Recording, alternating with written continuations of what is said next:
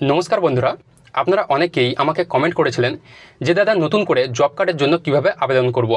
তো আজকে ভিডিওতে আমি মূলত সেটাই বলবো যে আপনি কিভাবে নতুন করে জব কার্ডের জন্য অ্যাপ্লাই করবেন, কোথা থেকে ফর্ম নেবেন, ফর্মটা কিভাবে ফিল আপ করবেন, কী কী ডকুমেন্ট দেবেন এবং কোথায় গিয়ে জমা দেবেন এবং কত দিনের মধ্যে আপনি জব কার্ডটা পাবেন, সমস্ত কিছু বিস্তারিত ভিডিওতে বলে দেবো। তো ভিডিওটি একটু স্কিপ না করে সম্পূর্ণ দেখুন।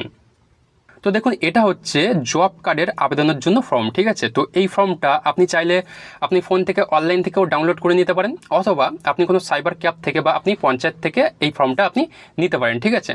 এবার এই ফর্মটা আপনি কীভাবে ফিল আপ করবেন, আপনি চাইলে বাংলাও নিতে পারেন অথবা ইংরেজিও নিতে পারেন। দেখুন, এই ফর্মটা এবার আপনি কীভাবে ফিল আপ করবেন সেই প্রসেসটা একটু বলে দিই। আপনাকে সঠিকভাবে ফর্মটা ফিল আপ করতে হবে, তাহলেই কিন্তু আপনার জব কার্ডটা তাড়াতাড়ি হয়ে যাবে, ঠিক আছে। তো সবার ফার্স্টে দেখুন এখানে কি লেখা আছে, ব্লক, ঠিক আছে। এখানে আপনি কি করবেন, আপনার যে ব্লকটা সেই ব্লকের নাম আপনি এখানে লিখে দেবেন। এরপর কি করবেন, দেখুন এখানে লেখা আছে বিষয় কি আছে, জব কার্ডের জন্য আবেদনপত্র। এবার এখানে লেখা আছে আমি মানে কি, যে জব কার্ডের জন্য আবেদন করবে তার নামটা এখানে লিখে দেবেন, ঠিক আছে। যদি আপনি জব কার্ডের জন্য আবেদন করেন তাহলে আপনার নামটা এখানে লিখবেন, অথবা আপনার ফ্যামিলিতে কেউ যদি জব কার্ডের জন্য আবেদন করে তাহলে তার নামটা আপনি এখানে লিখবেন। এবার দেখুন আপনি যার নাম এখানে লিখবেন তার পিতা বা তার স্বামীর নাম আপনাকে এখানে লিখতে হবে, ঠিক আছে। এবার পিতা বা স্বামীর নাম এটা আপনি কিভাবে লিখবেন, দেখুন যদি আপনি নিজে আপনার জন্য ফর্মটা ফিল আপ করেন, ধরুন আপনি ছেলে, ঠিক আছে, তো আপনার যে পিতা তার নামটা আপনি এই জায়গাটায় আপনি লিখে দেবেন, ঠিক আছে। এবার ধরুন আপনি একজন মহিলা, এবার আপনি কি করবেন, যদি আপনার বিয়ে হয়ে থাকে তাহলে আপনি কি করবেন, আপনার স্বামীর নামটা আপনি এখানে লিখে দেবেন, ঠিক আছে। তো সেটা আপনার ক্ষেত্রে যেটা প্রযোজ্য হবে সেটা আপনি এখানে লিখে দেবেন। এবার বন্ধুরা দেখুন এখানে কি বলছে, এখানে লেখা আছে আমার পরিবারের কোনো জব কার্ড নেই অথবা ছিল কিন্তু জব কার্ডটি ডিলিট হয়ে গেছে। তো এখানে আপনি দুটো ক্ষেত্রেই আপনার জব কার্ডটা আপনি আবেদন করতে পারবেন। যদি আপনার পরিবারের কোনো জব কার্ড না থাকে তাহলে আপনি আপনার জব কার্ডটা আবেদন করতে পারবেন। এবার ধরুন আপনার জব কার্ড ছিল বা আপনার ফ্যামিলিতে কারোর জব কার্ড ছিল, সেই জব কার্ডটা ডিলিট হয়ে গেছে, সেক্ষেত্রে আপনি এখানে জব কার্ডটা আবেদন করতে পারবেন। তো দেখুন এখানে আপনাকে টিক মার্ক করতে হবে, ঠিক আছে। দেখুন এখানে লেখা আছে যেটা প্রযোজ্য নয় সেটা কেটে দিন। এখানে আপনি কি করবেন, আপনার ক্ষেত্রে যেটা প্রযোজ্য সেটাতে আপনি টিক মার্ক করবেন, বাকিটা কেটে দেবেন। ধরুন আপনার ক্ষেত্রে আপনার পরিবারের কারণ নেই, তাহলে আপনি কি করবেন, এই যে আমার পরিবারের কোনো জব কার্ড নেই এখানে আপনি টিক মার্ক করবেন, আর এটাতে আপনি কেটে দেবেন, ওকে। এবার ধরুন আপনার জব কার্ড ছিল ডিলিট হয়ে গেছে, তাহলে এটাতে আপনি টিক মার্ক করবেন আর এটা আপনি কেটে দেবেন, ওকে।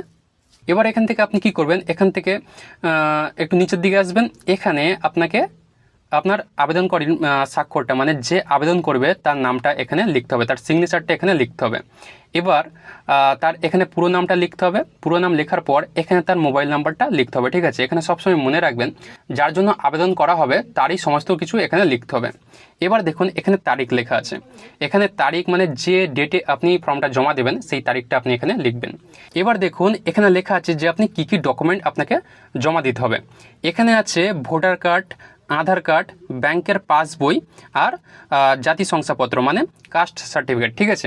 এখানে শুধু আপনার না, এখানে আপনার পরিবারের যে কজন সদস্য আছে তাদের সবার ভোটার কার্ডের জেরক্স, আধার কার্ডের জেরক্স, ব্যাংকের পাসবইয়ের প্রথম পাতার জেরক্স আর কাস্ট সার্টিফিকেটের জেরক্সটা এখানে প্রত্যেকটা সদস্যর এখানে জমা দিতে হবে, ঠিক আছে। এবার কি করবেন, এবার আপনার প্রথম যে পাতাটা সেটা হচ্ছে ফিল আপ হয়ে গেছে, ঠিক আছে। 3টা পাতার ফর্ম, তো 3টে পাতা আপনাকে ফিল আপ করতে হবে, অনেকটা সহজ, আপনি একটু দেখে নিলেই নিজেই করে নিতে পারবেন। এবার দেখুন এখানে আপনার ডিটেলসটা ফিল করতে হবে, মানে যার জন্য আবেদন করা হবে তার ডিটেলসটা এখানে ফিল করতে হবে। এখানে ফার্স্টে কী লিখতে হবে, আবেদনকারীর নাম, যে আবেদন করবে তার নামটা এখানে লিখতে হবে। আপনি যদি আবেদন করেন তাহলে আপনার নাম, অথবা আপনার ফ্যামিলিতে কেউ যদি আবেদন করে তার নামটা এখানে লিখতে হবে।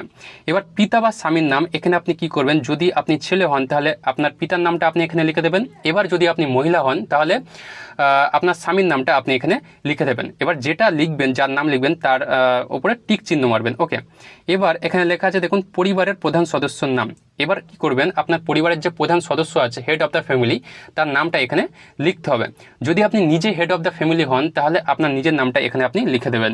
এখন এখানে লেখা আছে বর্তমান ঠিকানা। এবার এখানে আপনি আপনার বর্তমান যে ঠিকানাটা সেটা আপনি এখানে লিখে দেবেন। এখানে গ্রামের নাম লিখবেন, গ্রামের নাম লেখার পর এখানে আপনি মৌজাটা লিখে দেবেন। এবার দেখুন এখানে সংসদ আছে, এই সংসদ নাম্বারটা আপনি এখানে লিখে দেবেন। এটা আপনি কোথায় পাবেন? আপনার গ্রামের যে মেম্বার থাকবে, যে সদস্য থাকবে, তার কাছে আপনি জিজ্ঞাসা করে দেবেন, সে আপনাকে বলে দেবে, ঠিক আছে? মৌজার সংসদ নাম্বার এটা তারা আপনাকে বলে দেবে। এবার এখানে আপনার গ্রাম পঞ্চায়েতের নামটা আপনাকে লিখতে হবে, এখানে আপনার ব্লক নাম লিখতে হবে, ব্লকের যে নাম সেটা লিখতে হবে, এখানে আপনার জেলাটা লিখতে হবে, এখানে পিনকোড লিখতে হবে। তো এগুলো সহজ আছে, আপনারা নিজেরাই করে নিতে পারবেন। ওকে, এরপর বন্ধুরা কি করবেন, দেখুন নিচের দিকে এবার আপনার পরিবারের সমস্ত তথ্য এখানে দিতে হবে, ঠিক আছে? দেখুন এখানে লেখা আছে পরিবারের সদস্য নাম। এখানে আপনি কি করবেন, আপনার পরিবারের যে কজন মেম্বার আছে প্রত্যেকের নাম এই বক্সে আপনাকে লিখতে হবে। ধরুন আপনি নিজের জন্য আবেদন করছেন, তাহলে যে আবেদন করবে তার নামটা ফার্স্ট বক্সে লিখতে হবে। তারপর তার স্ত্রীর নাম, বা সে যদি মহিলা হয়ে থাকে তাহলে তার হাজব্যান্ডের নাম এখানে লিখবেন। তারপর সেই অনুযায়ী আপনাদের ফ্যামিলিতে যতজন সদস্য আছে সবার নাম আপনি এখানে লিখে দেবেন। সেমভাবে এখানে প্রত্যেকের, দেখুন এখানে প্রত্যেকের সেমভাবে জন্ম তারিখটা লিখে দেবেন। ওকে, এবার এখানে তারা পুরুষ না মহিলা সেটা আপনারা এখানে লিখে দেবেন। এখানে এবার আপনাদের কাস্টটা, আপনাদের জাতিটা আপনারা এখানে লিখে দেবেন। SC ST না OBC সেটা আপনারা এখানে লিখে দেবেন। এখানে কি করবেন, আপনার ফ্যামিলিতে যতজন আছে সদস্য আছে তাদের প্রত্যেকের ভোটার কার্ডের নাম্বারটা এখানে আপনারা লিখে দেবেন। এরপর আপনাদের আধার কার্ডের নাম্বারটা এখানে স্টেপ বাই স্টেপ আপনারা লিখে দেবেন। এরপর কি করবেন, দেখুন এখানে আধার কার্ডের সাথে সংযুক্ত মোবাইল নাম্বার আপনারা এখানে লিখে দেবেন, ঠিক আছে? আপনাদের আধার কার্ডের সাথে যে মোবাইল নাম্বারটা লিঙ্ক করা আছে সেটা আপনারা এখানে লিখে দেবেন।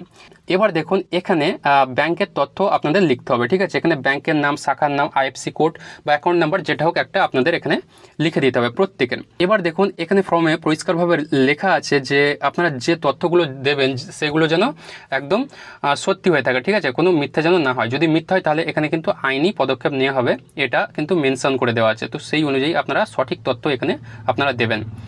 এবার কি করবেন, দেখুন এখানে আবেদনকারী স্বাক্ষরটা, যে আবেদন করবে তার পুরো নামটা এখানে লিখে দিতে হবে। এবার দেখুন এই যে নিচের যে অংশটা, এই জায়গাটা কিন্তু আপনার আর কোনো কাজ নেই, এটা আপনার পঞ্চায়েত বা যে অফিস, ব্লক অফিস তারা কিন্তু এটা করবে। ওকে, এরপর 3 নম্বর ফর্মটা যেটা আছে এটাতে শুধু জাস্ট কিছু করার দরকার নেই, এখানে আপনার নামটা লিখবেন, যে আবেদন করবেন তার নামটা লিখবেন। এরপর এখানে যদি আপনার জব কার্ড ছিল ডিলিট হয়ে গেছে, সেই জব কার্ডের নাম্বার যদি আপনার মনে থাকে তাহলে আপনি এটা লিখবেন, আর যদি মনে না থাকে তাহলে লেখার দরকার নেই। এখানে আপনার আধার কার্ডের নাম্বারটা আপনি এখানে লিখে দেবেন, ঠিক আছে? লেখার পর আপনার ফর্মটা ফিল আপ হয়ে যাবে। এবার এখানে আপনাকে একটা সিগনেচার আর একটা সিগনেচার করতে হবে, আপনার পুরো নামটা এখানে লিখে দিতে হবে। ব্যাস, এই সিগনেচার করার পর আপনার ফর্মটা পুরোটা ফিল আপ হয়ে গেছে, ঠিক আছে? তো বন্ধুরা এইভাবে আপনি আপনার জব কার্ডের ফর্মটা ফিল আপ করবেন। ফিল আপ করার পর আপনি যে ডেটে জমা দেবেন, যেই ডেটটা আপনি এখানে লিখেছেন সেই ডেটে আপনার পঞ্চায়েতে বা আপনি ব্লক অফিসে গিয়ে আপনার ফর্মটা আপনি জমা দেবেন, ঠিক আছে? এবার আপনি কত দিনের মধ্যে আপনার জব কার্ডটা পাবেন, দেখুন যদি আপনার পরিবারের কারোর যদি জব কার্ড না থাকে তাহলে সেক্ষেত্রে আপনি এমার্জেন্সির মধ্যে 10 থেকে 15 দিনের মধ্যে আপনি আপনার জব কার্ডের নাম্বারটি পেয়ে যাবেন, ঠিক আছে? আপনি অনলাইনেও স্ট্যাটাস চেক করতে পারেন, অথবা আপনার জব কার্ডটা আপনি পঞ্চায়েত থেকেই আপনি হাতে পেয়ে যাবেন। যেহেতু এখন আবাস যোজনার জন্য ঘরের জন্য অ্যাপ্লাই করতে হচ্ছে, তো জব কার্ডের নাম্বারটা লাগছে, তাই সেক্ষেত্রে আপনি কিন্তু খুব তাড়াতাড়ি আপনার জব কার্ডটা আপনি পেয়ে যাবেন। তো বন্ধুরা এটাই ছিল ভিডিওটির মূল বিষয়। ভিডিওটি কেমন লাগলো কমেন্ট করে অবশ্যই জানাবেন। আর এই ভিডিওটি যদি আপনার একটু কাজে এসে থাকে তাহলে ভিডিওতে একটি লাইক দিয়ে এই চ্যানেলটি অবশ্যই সাবস্ক্রাইব করে নেবেন, যাতে এরকমই ইনফরমেটিভ ভিডিও আপনি প্রতিনিয়ত পেতে থাকেন।